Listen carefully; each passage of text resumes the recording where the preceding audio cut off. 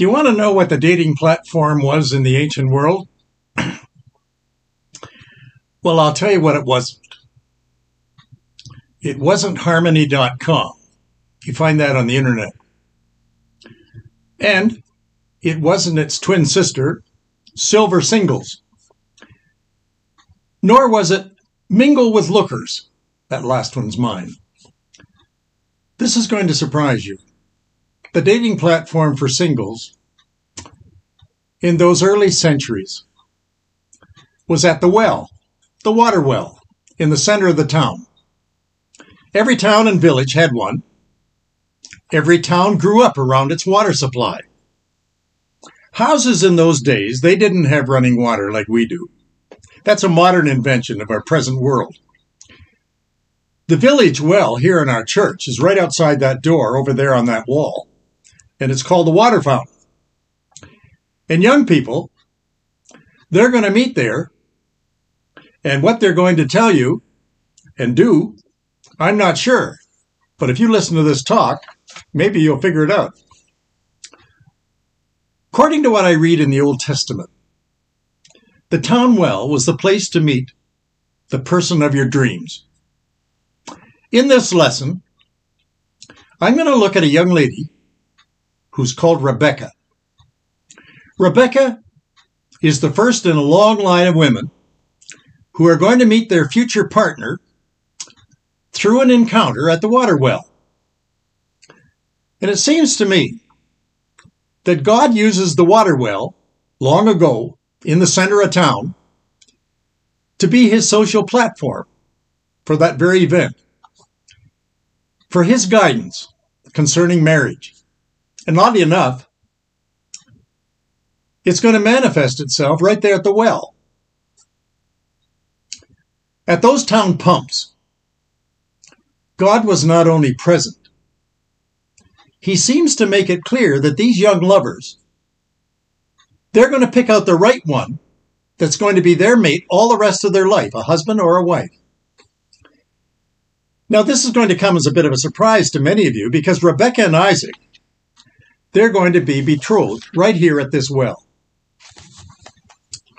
Then their son Jacob, he's going to come along and he's going to meet his sweetheart, Rachel, at a well.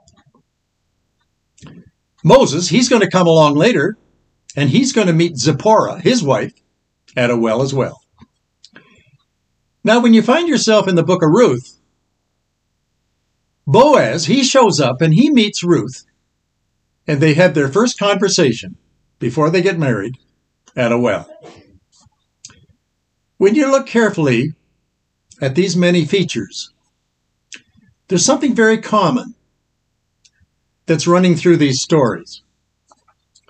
Every one of them, they're featured in this story with Rebecca. Let's begin the story. I'm going to read it for you from the Message Bible as told by Eugene Peterson. I like him. He talks like a man using street language. You can hear his language at the water well, and he's going to tell it just like he would be telling it in a locker room in the football. Genesis 26 begins with these words. Abraham was now an old man. He spoke to his senior servant in his household, the one in charge of everything. I don't want my son Isaac to get a wife from the young women of the Canaanites. I want you to go back to the land of my birth and get a wife for my son. God's going to send his angel ahead of you to get that wife for my son. So away you go. Well, the servant, he went. And he went to the city of Nahor with 10 camels, all loaded with beautiful gifts. The future bridegroom, seems to me, is using this servant to be his representative. He's going to travel to a foreign land. It's going to be hundreds of miles away. And if you were to go there today, it's where they had the Gulf War. Saddam Hussein's country, Iraq. There at a well, he's going to encounter a pretty maiden. The Bible always describes these maidens as so-and-so's daughter. One of them then gets busy. They draw water from the well, and once the water is drawn up and they serve, she rushes home to spill the beans, bringing news of a stranger's arrival to her dad and mom. Her dad serves a meal. After they have eaten, now comes the betrothal, concluded between a stranger and a young woman. Genesis 24:15. And so it happened. Rebekah, the daughter of Bethuel, whose mother was Milcah, the wife of Nahor,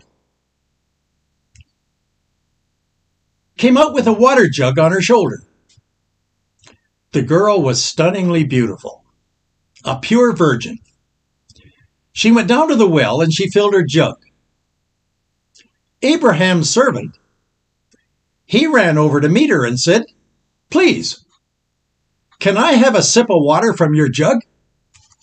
She said, "Certainly, drink." She held the jug so that he could drink, and when he had satisfied his thirst, she said, "I'll get water for your camels too, until they have drunk their fill."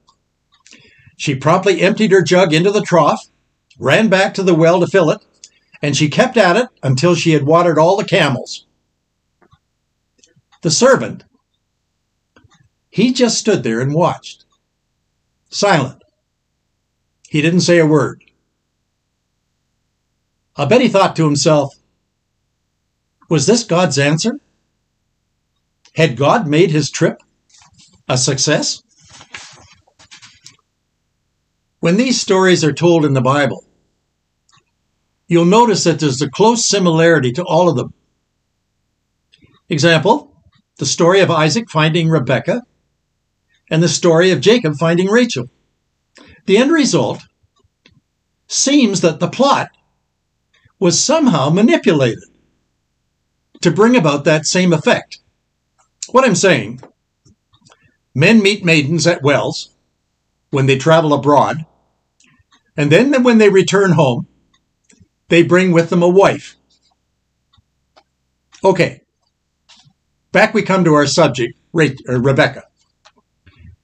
What is there to learn about this pretty maiden that God's going to place his blessing upon?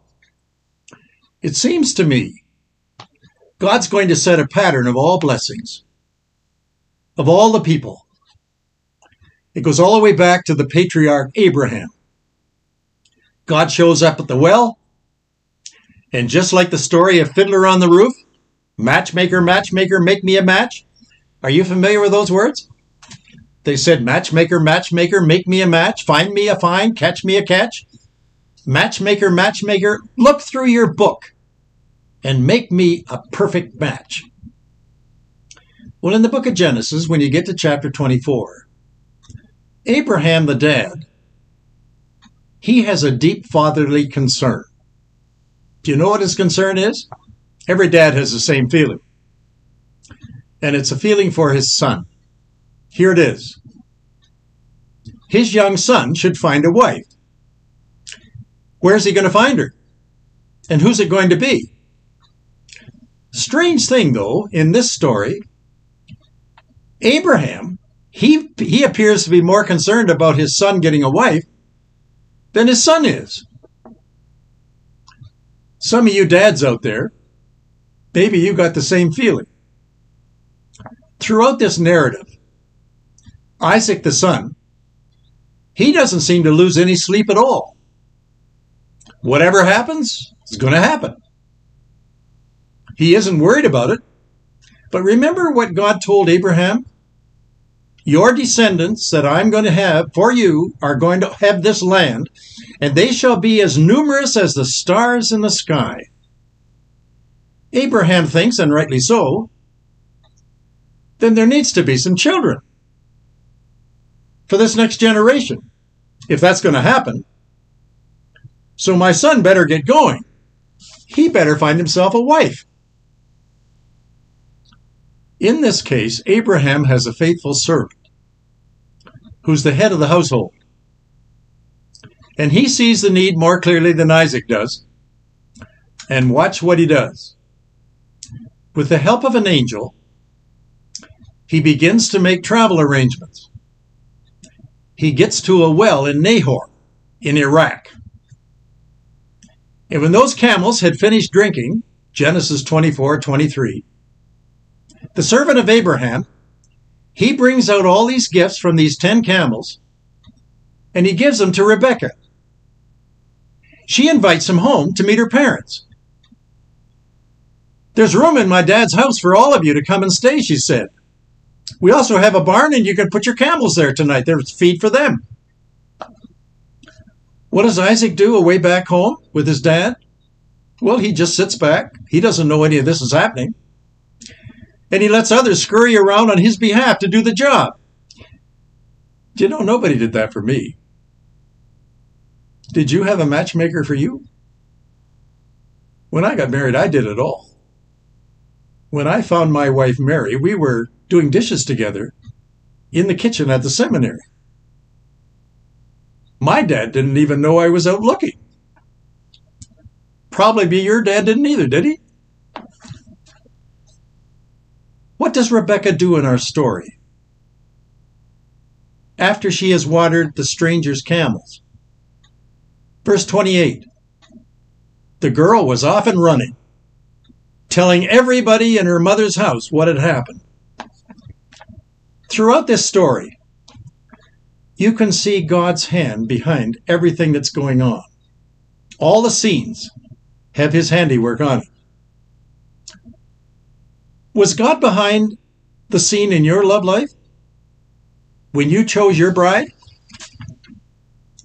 I have in my class a lovely couple. Their name is Art and Loretta. They've been together for years and years. Art, he's a retired junior high school teacher. He's now crowding 90 years of age. And he stands 6'6". I call him my class church steeple.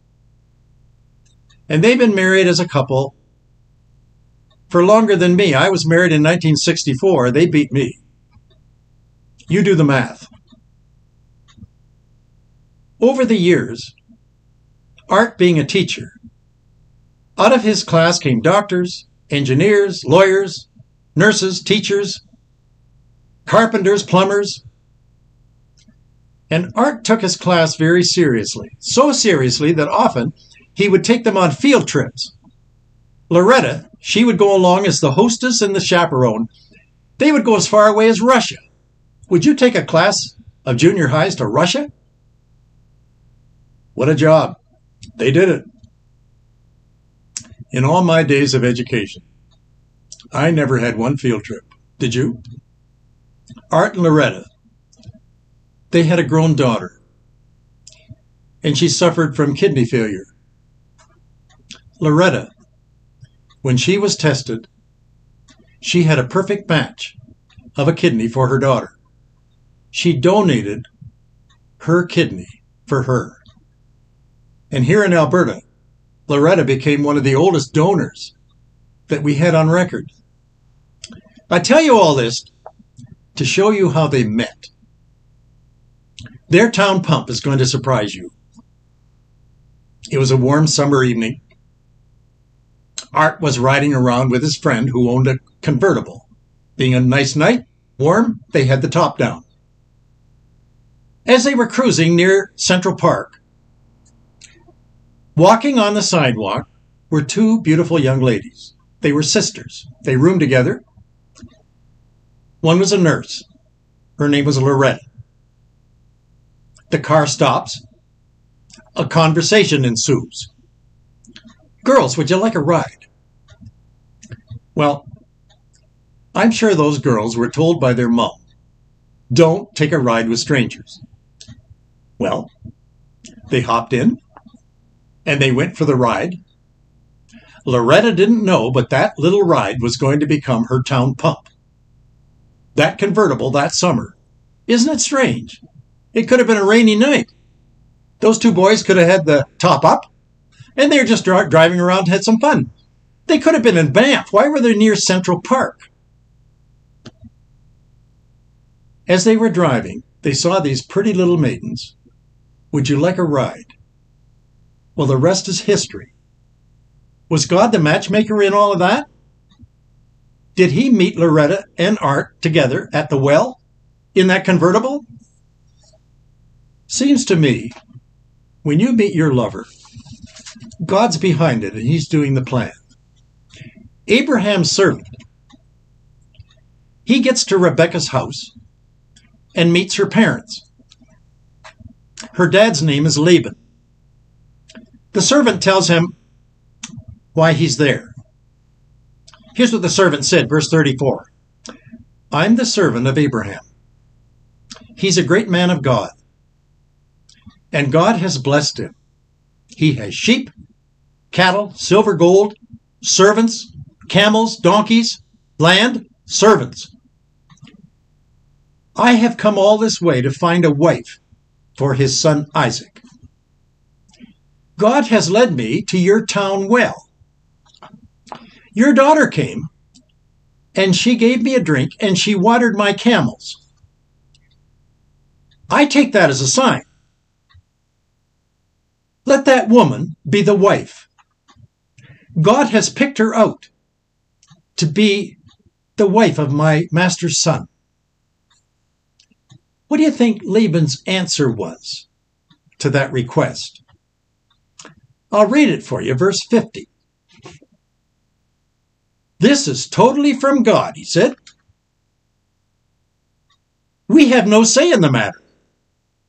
God has been the deciding factor. Rebekah is going to be yours.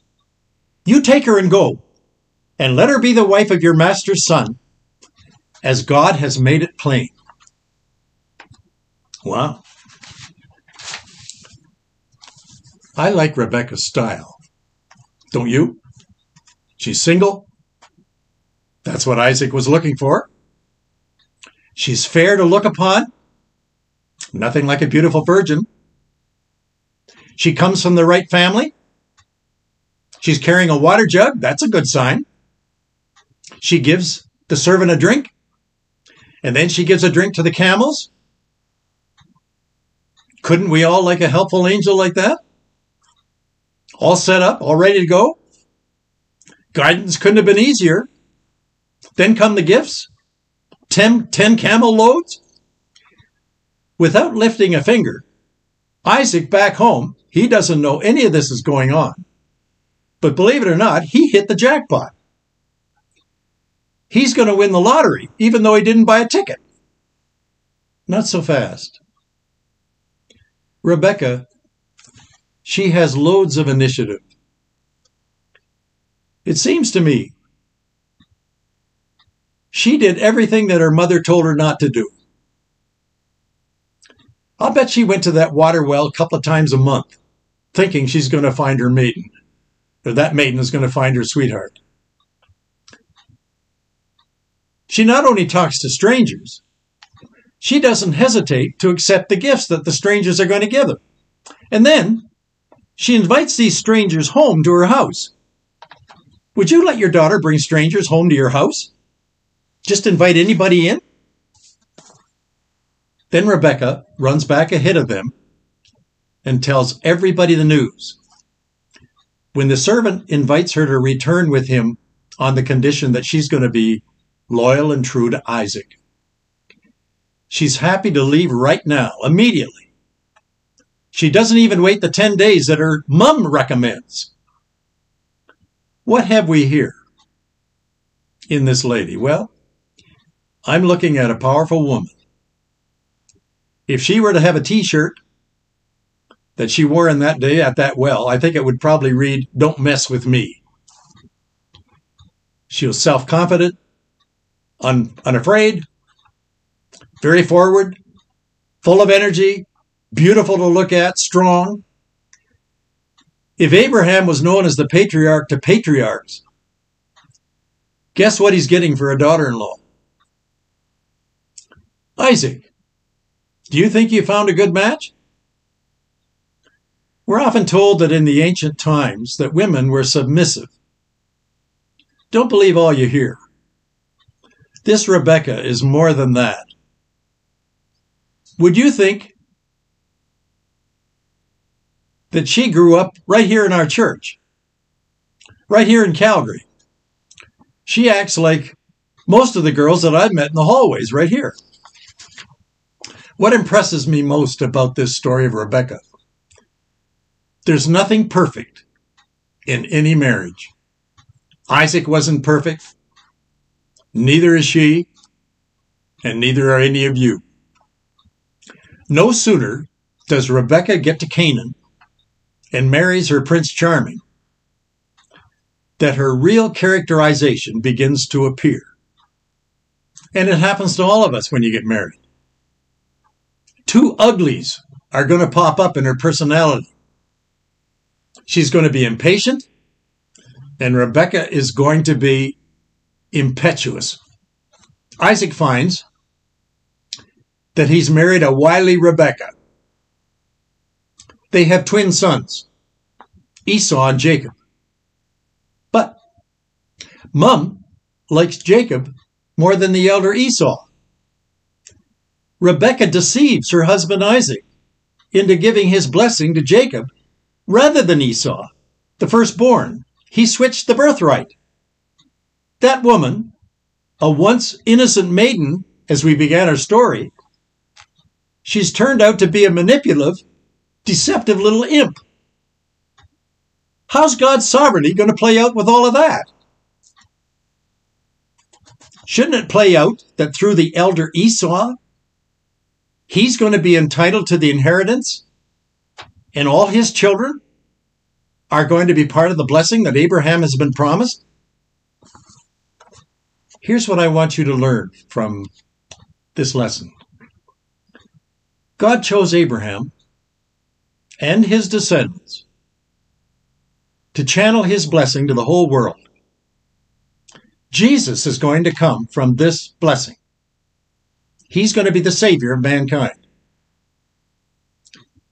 But you're going to notice in our story that God chooses humanity in spite of its unreliability and inconsistency.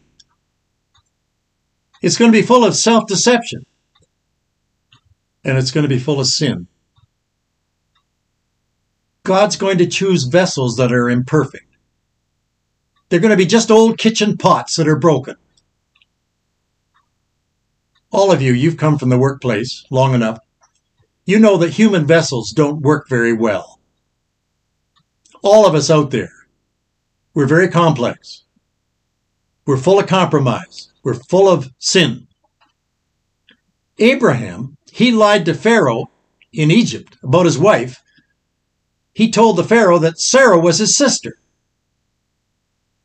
Sarah, she's going to derail God's promise for descendants by persuading Abraham to have a child with her servant Hagar, because she couldn't have a child in her old age, and the whole Arab nation was born with Abraham as a dad. The lineage of the Jews is altered by Rebekah's deceiving her husband, Isaac, by Jacob being the patriarch, rather than his older brother Esau.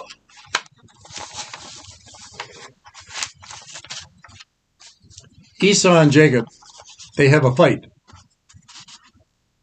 Laban pawns off Leah, his daughter, rather than Rachel to Jacob.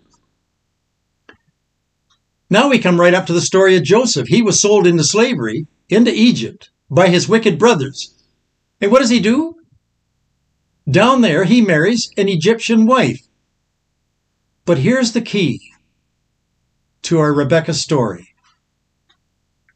God doesn't give up with his promise to bless you. Because Rebecca fails to be loyal, that doesn't mean that God's failing to be loyal with you has gone. Even though Rebecca was deceitful, God's blessing still flowed through Jacob's line. And it doesn't matter how bad you are or how much you goof, God's promise still stays in place, regardless of how bad the human weakness is. God's promise still prevails. There's no wickedness that you have done that's going to prevent God from pouring out his blessing upon you. Did you know that? That's the heart of Jesus. That's John 3:16. God so loved you that he gave his son to die for you. Rebecca that day, with her jug, she discovered that in her marriage was made in heaven. But it took some of the strangest twist, didn't it? When she heard about Jacob, she lifted her skirt from off the ground with one hand, and she tore back to town to tell her parents what she has just found. She was unstoppable and excited, and through that broken vessel, Abraham's blessing flowed through the whole world. And I want it to happen to you. Maybe you goofed. Haven't we all? God can take you, that broken vessel, and he can bless the whole nation of Canada through you. Why don't you let it happen? We sing a lot of great old hymns in my class. Here's one of my favorites, and with it I'll close. Have thine own way, Lord. Have thine own way. Thou art the potter. I am the clay. Mold me and make me after thy will. While I am waiting, yielded and still. Isn't that a great story? The story of Rebecca. Well, when you come back next week, I'll have another one for you. I hope you'll come back.